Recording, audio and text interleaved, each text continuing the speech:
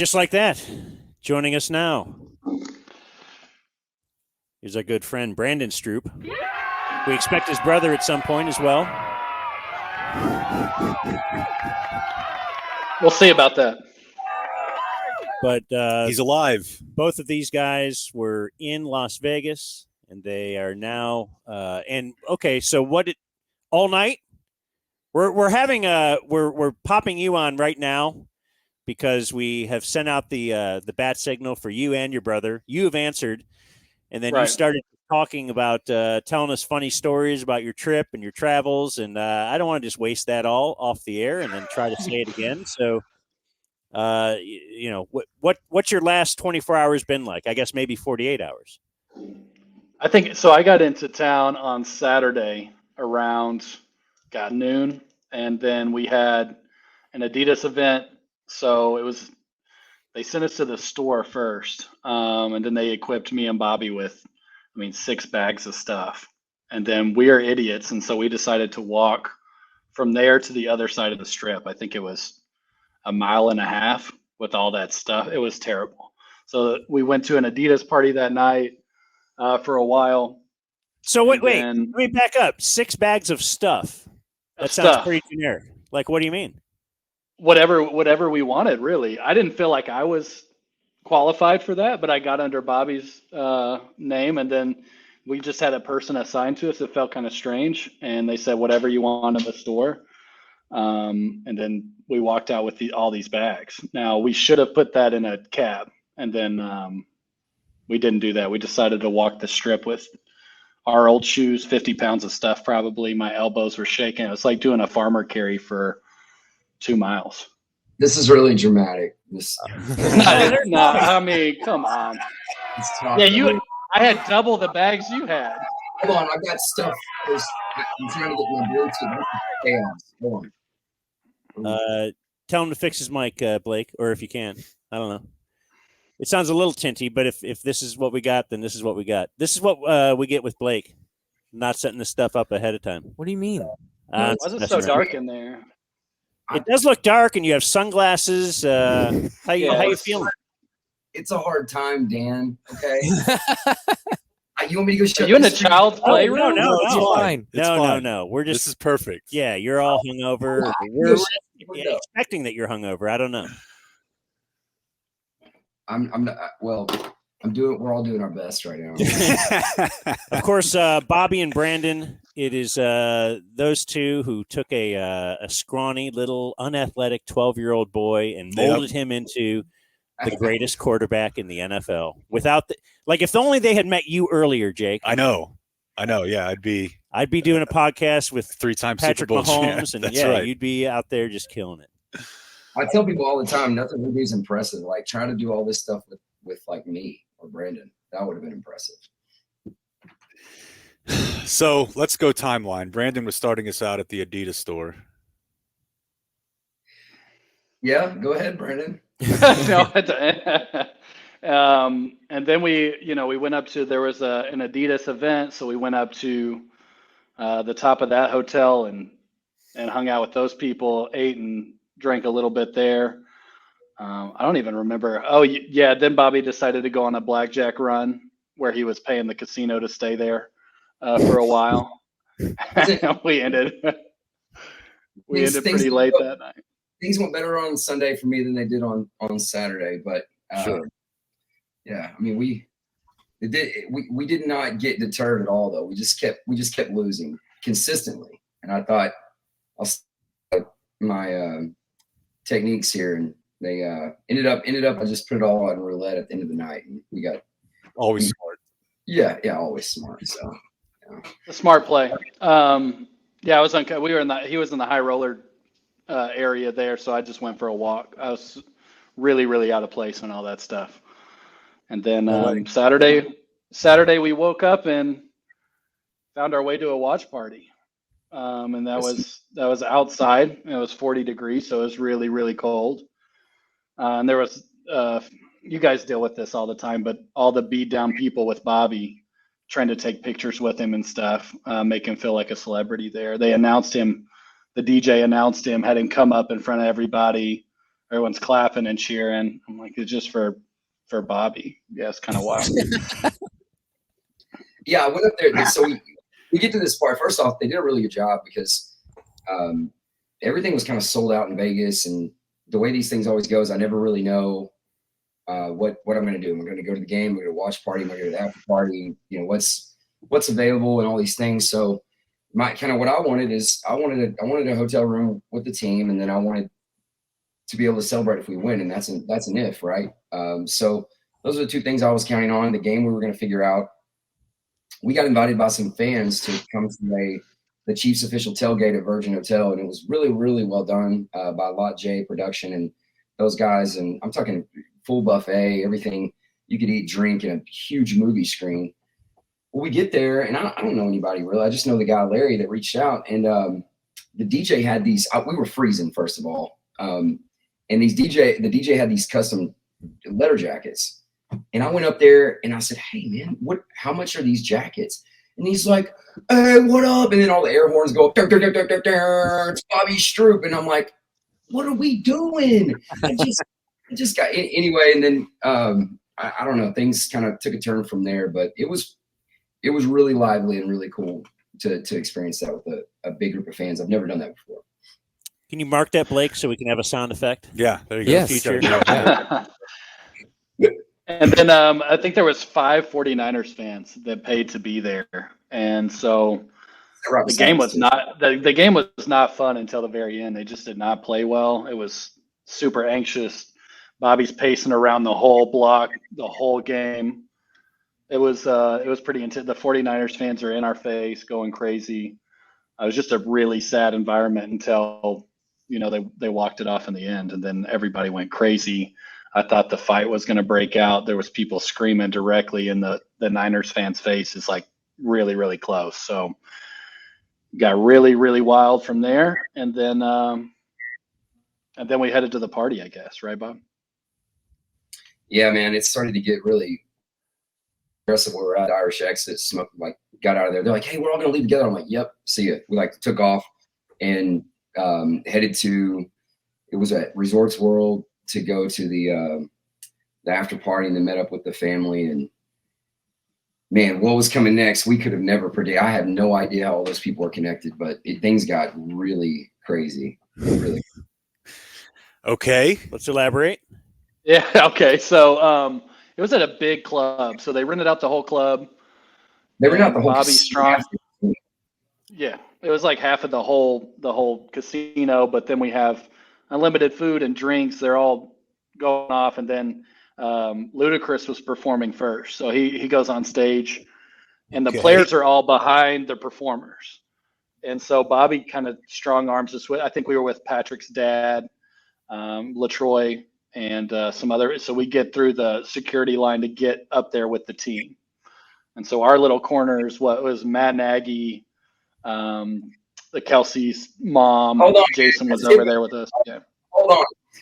You didn't tell them how we got in the VIP suite with the players, or who was the guard right there. That's well, you had to get past I've never seen the head of security be shorter than 5'8" or 4'8". What do you mean, Brad?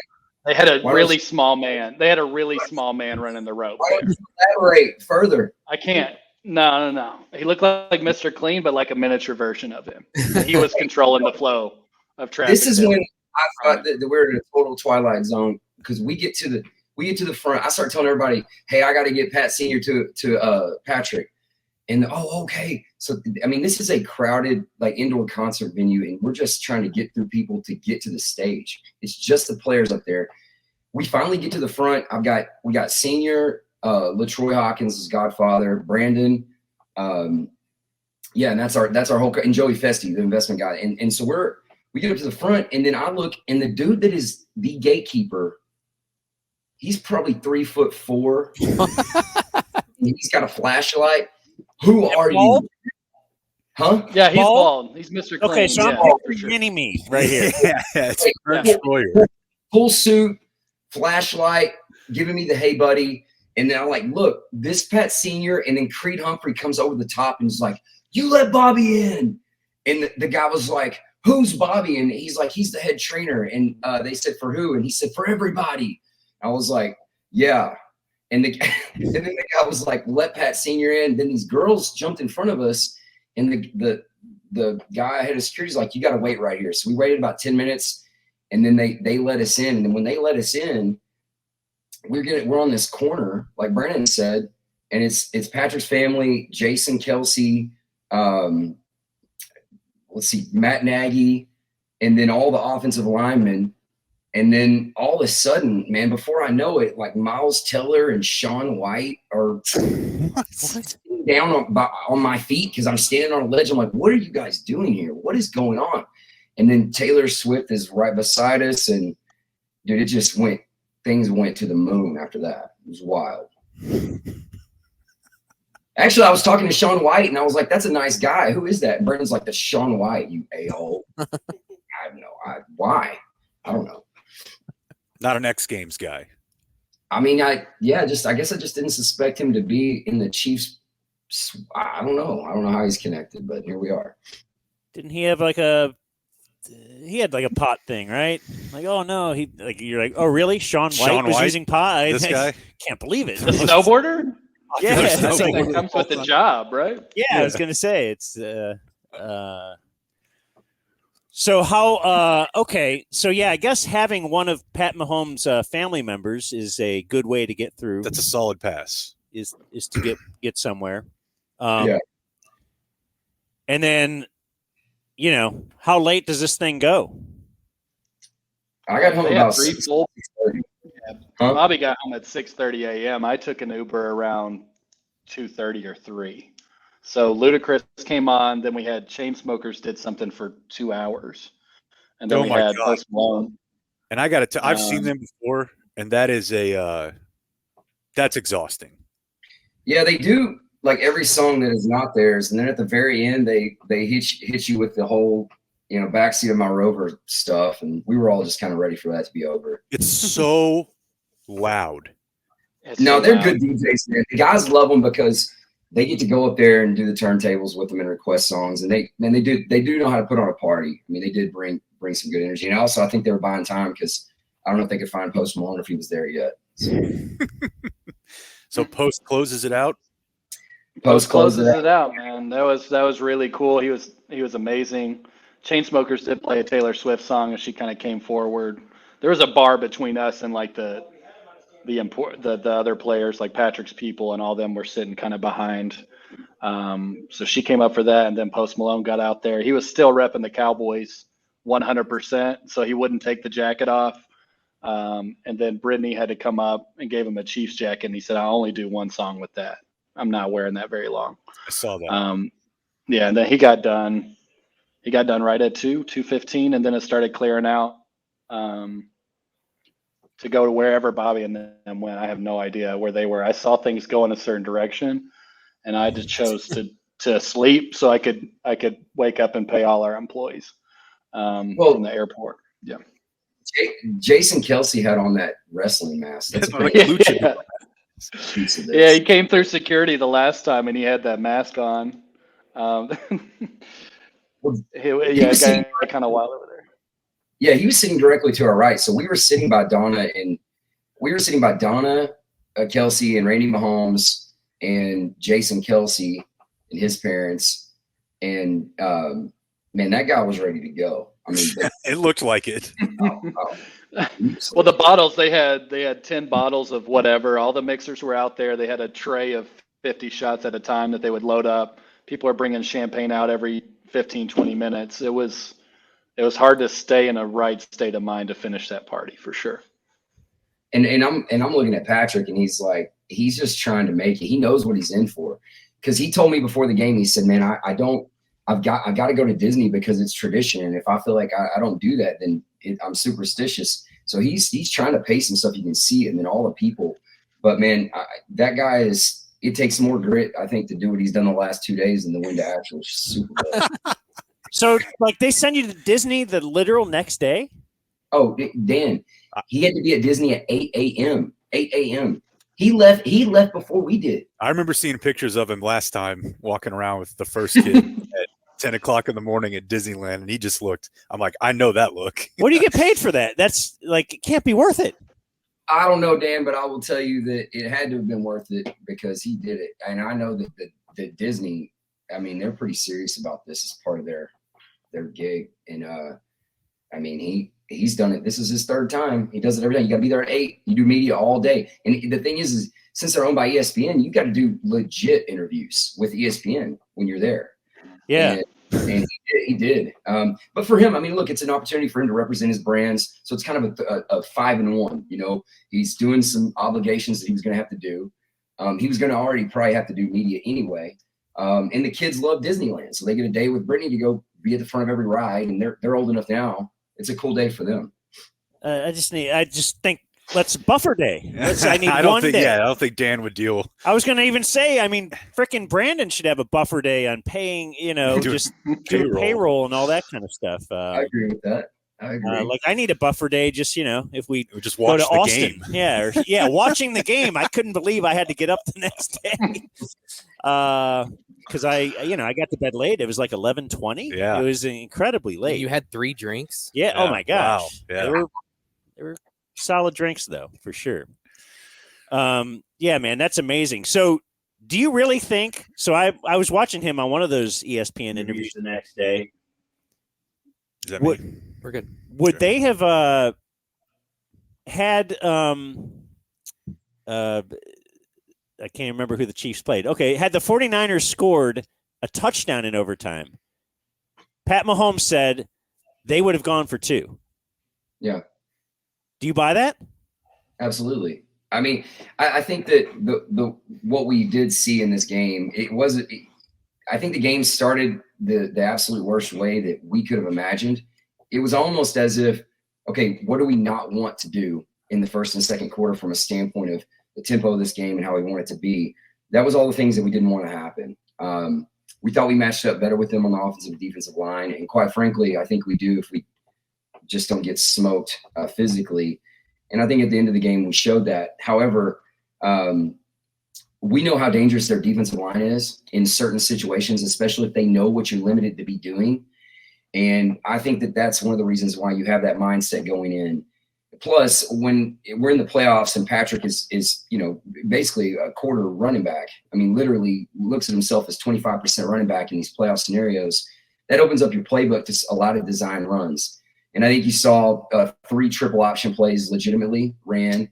A lot of people didn't talk about it, which we were happy, but we ran a quarterback power against the Ravens that actually went for just 3 yards. But when you have those in your playbook and they haven't worked on that, the 2-point play is a lot less risk than you would anticipate because you got the QB that can run, and we feel that that's a really effective weapon. I mean, on a high level. Wow, that would have been a story. Yeah, obviously it was a great story anyway. So in the playoffs, Mahomes is consciously saying, "I will run more." Like he's changing the game. He's just giving you everything he's got. Well, that's absolutely the plan, is that, you've got 4 games there. And so the risks are lower and that it's going to affect you long-term, and you pick your places. If you go back and look in the playoffs, I mean, the 2 top postseason running quarterback performances of all time have been Patrick Mahomes, 2019 and this year. The only person that did it better was Joe Montana in 1984. He had 4 more yards rushing total than Patrick in the playoffs. And that was him coming right out of Notre Dame. I think he was pretty young in that Super Bowl or in that playoff run. But I mean, it's legitimate to say that he's probably the best rushing quarterback in playoff history. And that's crazy thinking about Steve Young, because Steve Young's not in the, if you look at the top 10 performances in a postseason, Patrick's already 3 of them. Nobody else is more than 1 as far as I can see. So yeah, I mean, it's legitimate. The statistics back it up. And in fact, if you go further and look at when he downs it and he's ahead in the playoffs, he drops 7-8 yards. It's even more extreme than that. So I would say it's a very legitimate thing that they just don't account for. I don't know why. That's really interesting, man. Have you seen the John Boy breakdown of Mahomes and Rashee Rice pretty late in the game? I meant to send that to you. No, I haven't seen it, man. I love Rashee, though. Yeah, I mean, the problem with that play, and this is the problem with watching film, man, is it's 2D. when you're watching film, nobody's got a GoPro on the quarterback's helmet.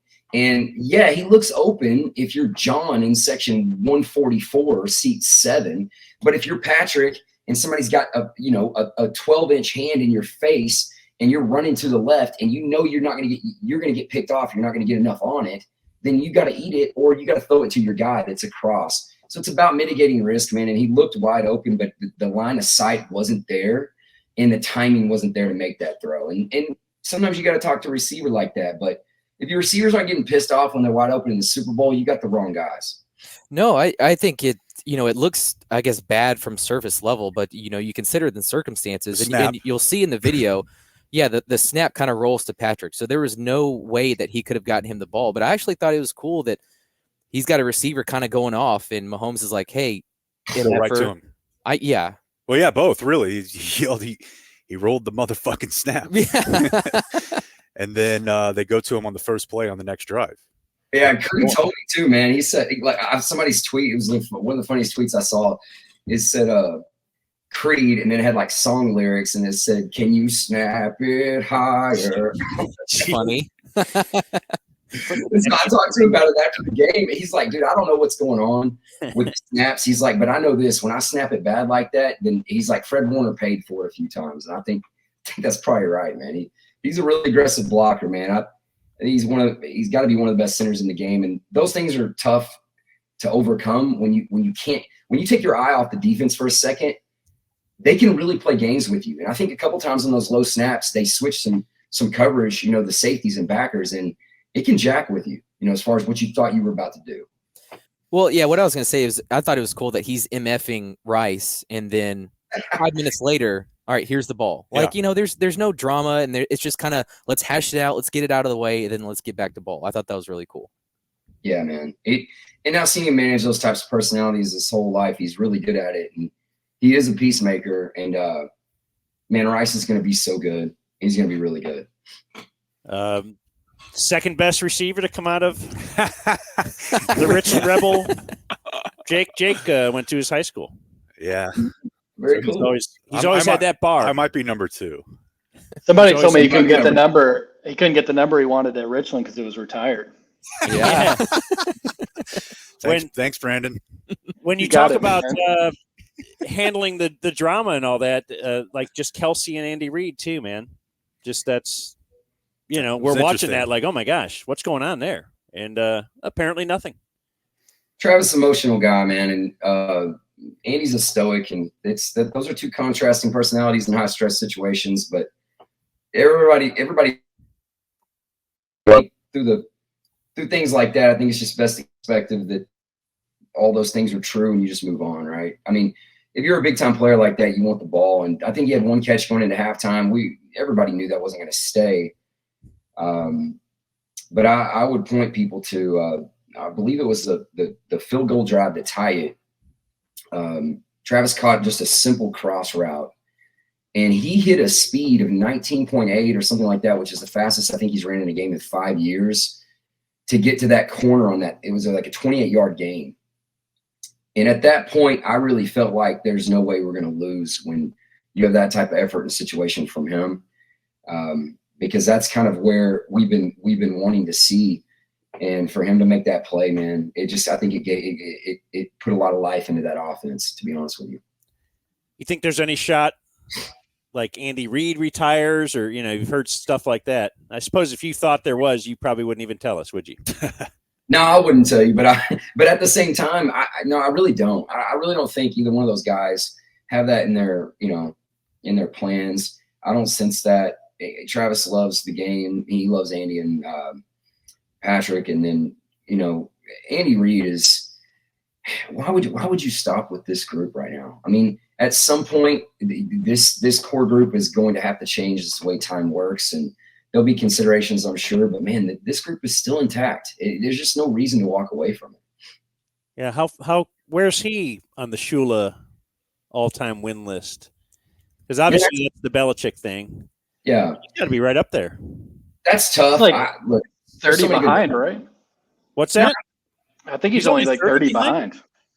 I thought so. I might be wrong, but if Belichick stops, I think he can catch both of them. Yeah, I think Belichick's because that was some of the rumors you're reading, like, oh, if Andy Reid retired, maybe Belichick goes and coaches the Chiefs, and in 2 years he can catch Don Shula. But I'm not so sure that those personalities would be great fit. Can you imagine Belichick and Travis? Just working that out. Like, I don't know about that. So, well, he hasn't killed anybody. No. Yeah, he's dealt with some volatile tight ends in his past. Yeah, okay, all right. I see where you're at. You can see that one out. He let Dante Stallworth step out of the drunk tank to play one weekend, didn't he? He most certainly did. Did he really? Yeah. Whatever it takes. So, Bobby, we were talking the other day about just all the distractions Mahomes has had to go through, and how we heard some Cowboys players saying that they got tired late in the year, or the refs are out to get us. It just seems like the target is always on them. Yeah, everybody's trying to beat effort. Trying to beat them. It's hard when everybody tries to beat you. So you know Patrick on a personal level. I mean, how is he able to just shut out all that noise? I mean, is he just wired differently, or the Cowboys Soft. just the Cowboys? I don't know. What do you think about that situation?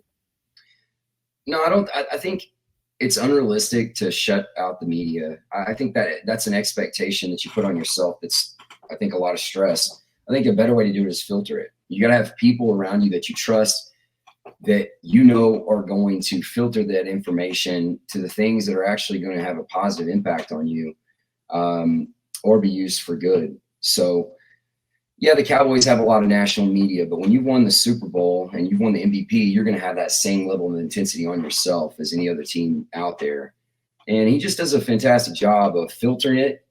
And then I think some of us that are around him know what stuff is helpful for him to see, that what stuff is motivating.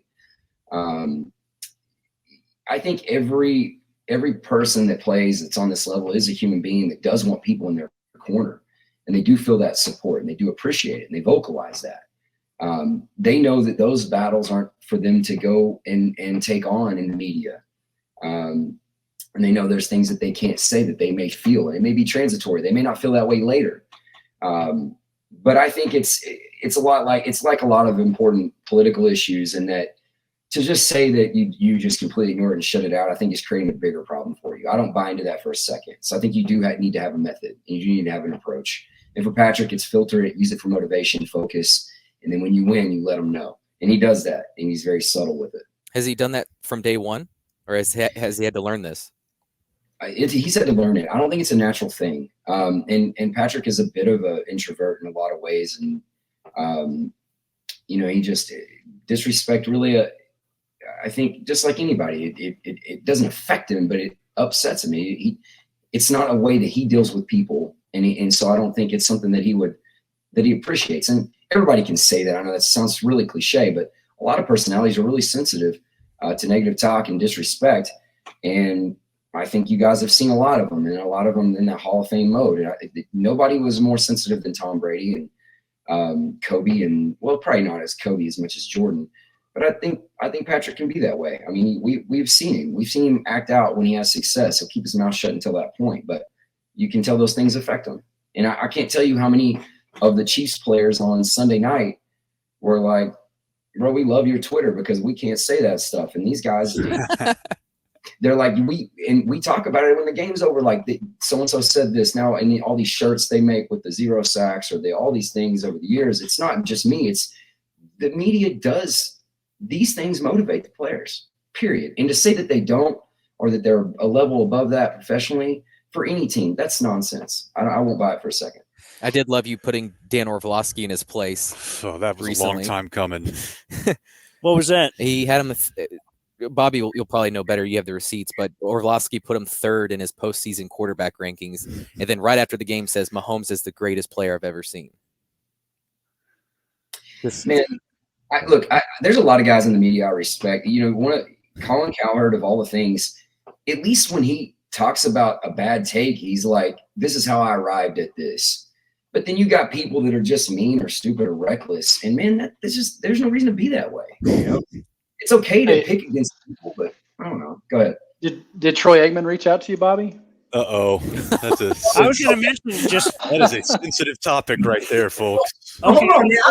Just because this is resurfaced. You know, I just read this today. Somebody retweeted the old. It was the Athletic Kansas City saying, in case you missed it, Patrick Mahomes has thrown 36% of Troy Aikman's career touchdowns in about 8% of the games.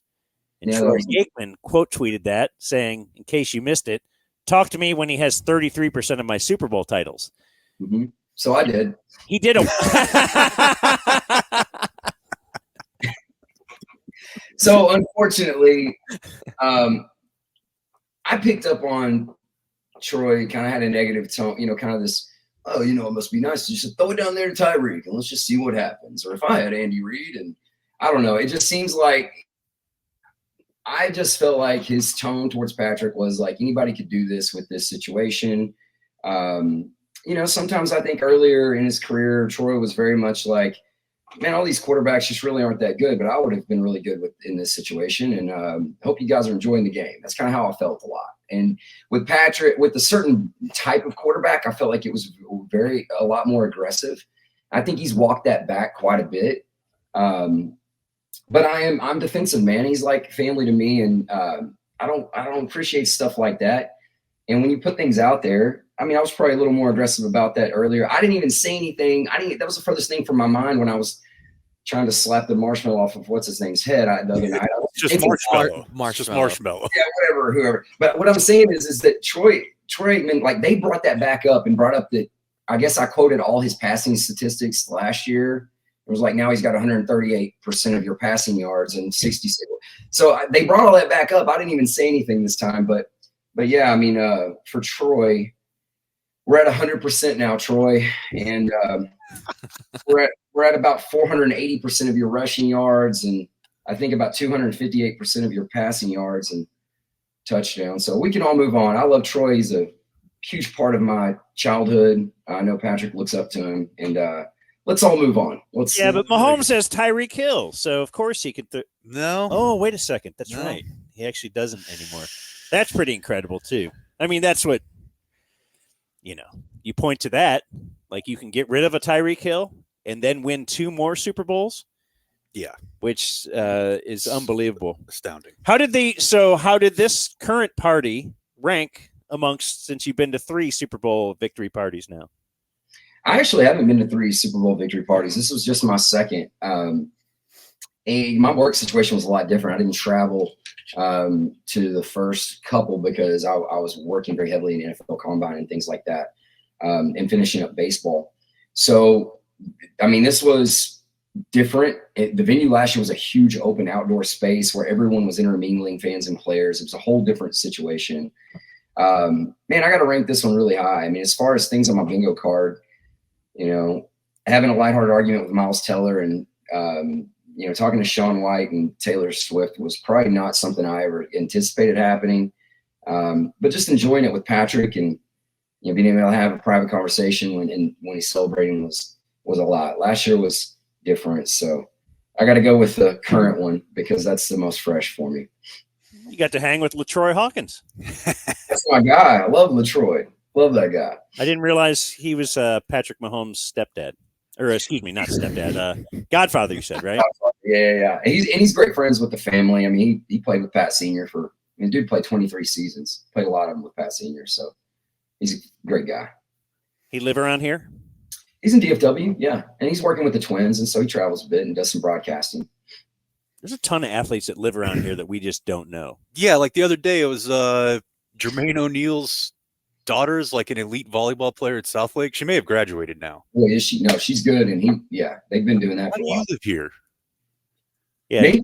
Do you think it's easier to train a professional athlete if their parents were professional athletes? No, because then they have a way that they feel like has a lot to do with their success, and so there's a lot of preconceived notions of.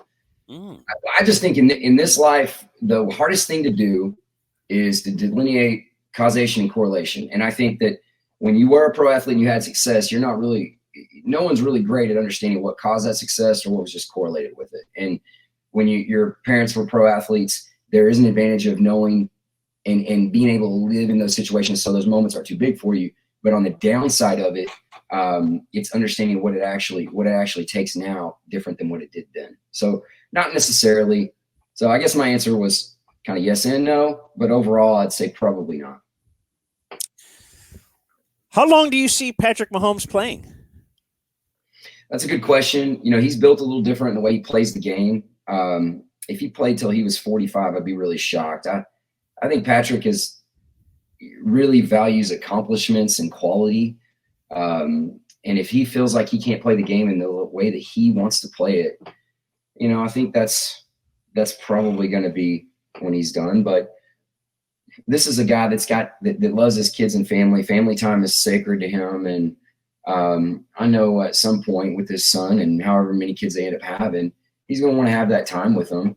And so, they're young now. They're 3-1 or 4-1, and you got a lot of time before they're in high school sports and college and whatever else they end up getting into. Who knows? So I'd say he's going to play for a really long time, foreseeable future, but I don't think he's going to spend his older years just trying to chase numbers or anything like that. All right, fellas. Well, this has been great. It's good to catch up. Brandon, do you have anything to add? Any closing remarks? Brandon, closing remarks. I don't think I have a whole lot. I probably need a lot more sleep. I passed out by 5 p.m. yesterday, so it's going to take some time to get over that. Do you have a lot of room on that flight? Yeah, don't bring that up. So the only flight that was available when Bobby told me I could finally go, I think he was stalling, putting off, inviting me or whatever, but I had to fly Spirit, and I had a combined 900 pounds in the middle row. I was on the aisle seat.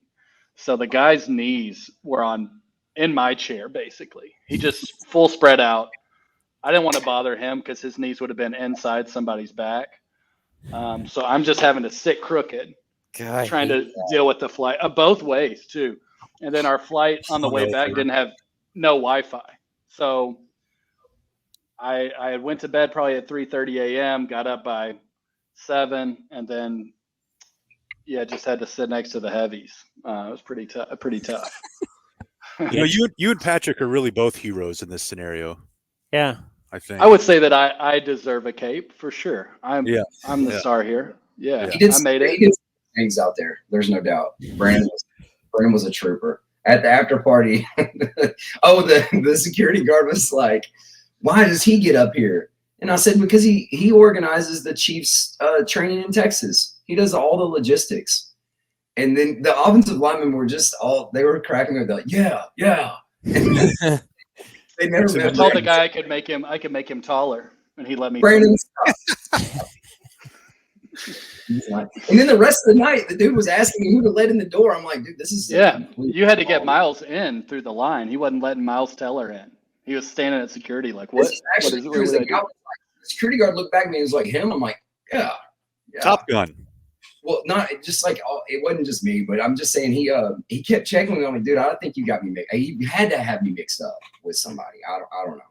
But Bobby had to ask me if he was a celebrity. I just said, no, bro. No, we're not. There was a lot of things that I didn't know. And then with Miles, I said, hey, man, my daughters love you. And he was like, I mean, I make movies for grown men too. And I said, well, dude, I'm not trying to be hurtful. He's like, name one. I'm like, I don't know. Ooh, he hit you with a name one. Well, everybody's got to get their motivation from the haters, and that's what he's doing That's there. right. That's right. No, man, he was cool. And I guess the guys have a relationship with him. It was fun, man. We all had a good time, Great memories. Wow. The DJ's name is Marshmello, and I think you'd like his music.